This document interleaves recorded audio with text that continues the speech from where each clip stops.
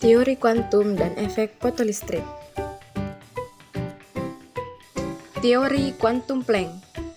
Pada tahun 1900, Max Carroll Ernest Ludwig Planck atau Max Planck mengemukakan teori kuantum dengan menyimpulkan bahwa atom-atom dan molekul dapat memancarkan atau menyerap energi hanya dalam jumlah tertentu.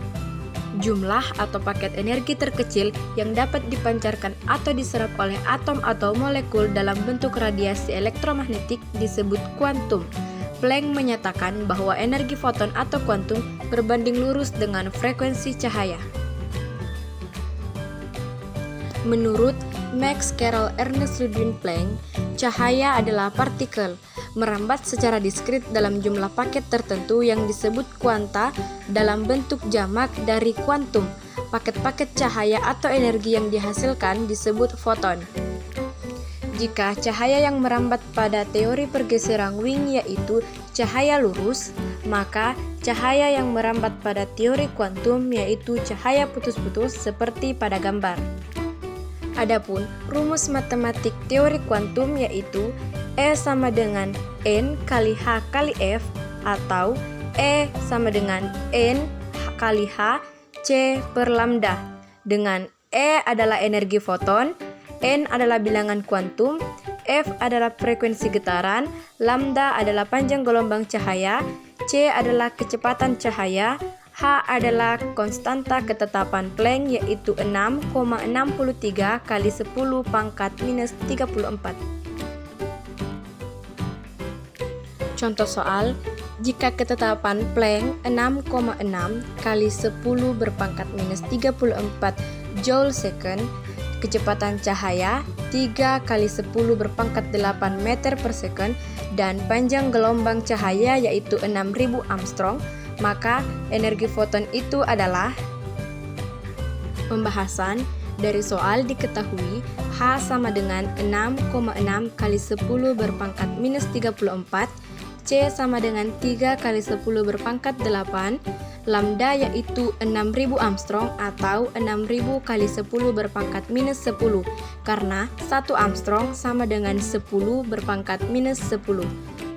Sehingga dapat dituliskan rumusnya yaitu E sama dengan H kali C per lambda. H-nya yaitu 6,6 kali 10 berpangkat minus 34 dikali C yaitu 3 kali 10 berpangkat 8 per lambda yaitu 6000 kali 10 berpangkat minus 10. Dan memperoleh nilai yaitu E sama dengan 3,3 kali 10 berpangkat minus 19 joule. Materi selanjutnya yaitu efek fotolistrik. Efek fotolistrik pertama kali dicetuskan oleh Heinrich Rudolf Hertz tahun 1887. Namun, hasil dari beberapa percobaannya gagal. Hingga pada tahun 1905, Albert Einstein memperluas hipotesis Planck untuk menjelaskan efek fotolistrik yaitu peristiwa terlepasnya elektron dari permukaan logam karena energi cahaya. Elektron akan terlepas dari plat katoda dan bergerak menuju plat anoda jika diberi sinar cahaya dengan energi E sama dengan HF yang lebih besar dari W0 atau energi ambang bahan.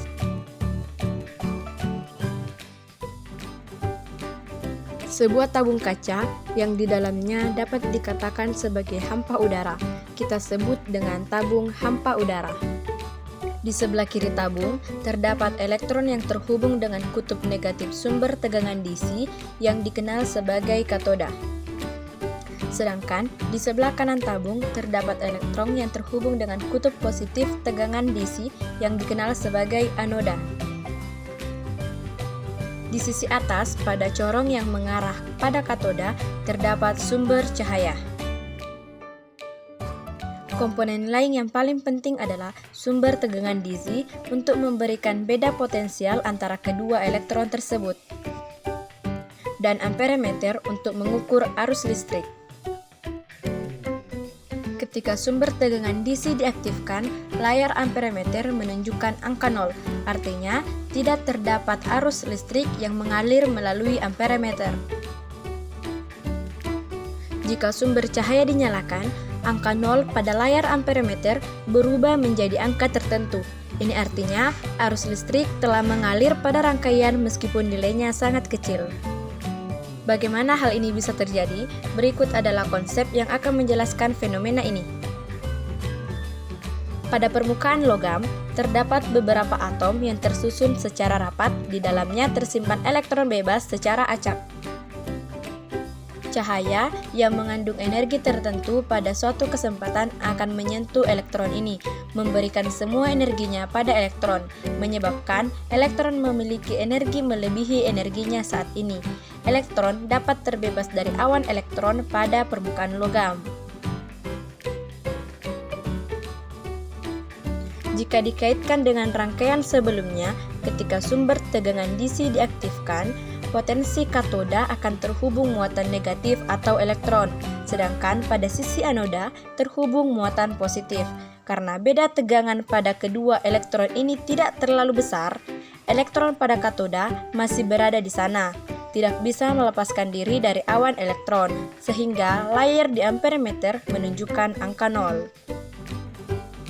Ketika sumber cahaya dinyalakan, gelombang cahaya menjalar menuju katoda. Elektron bebas di permukaan katoda akan terlepas dari awan elektron, kemudian bergerak menuju arah anoda. Selanjutnya, elektron tersebut mengalir ke dalam rangkaian melalui amperemeter. Hal inilah yang menyebabkan layar amperemeter menunjukkan angka tertentu sebagai nilai arus listrik.